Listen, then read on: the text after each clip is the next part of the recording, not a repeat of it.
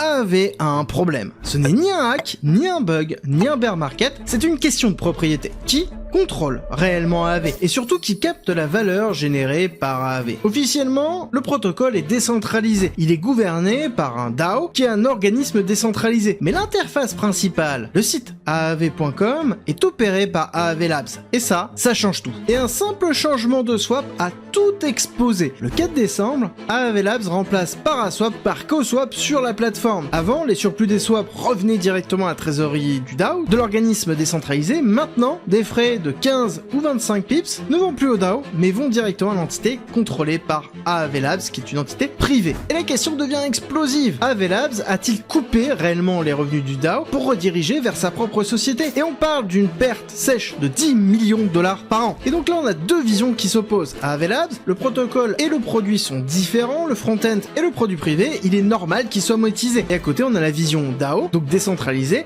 en disant le DAO a financé la marque, absorbé le risque, payé les prestataires et construit la réputation. La valeur du front-end existe parce que le DAO l'a payé. Donc pour moi, cette discussion n'est pas un symptôme, mais une représentation pure et dure de ce qui est en train de se passer dans la finance décentralisée en ce moment. Et ce n'est pas le seul. Uniswap a déjà vécu ça, et je pense clairement que la discussion sur AAV fera peut-être jurisprudence sur toute la DeFi. Et si tu veux suivre cette affaire jusqu'au bout et savoir l'implication que ça a sur le cours, rejoins le Telegram en bio.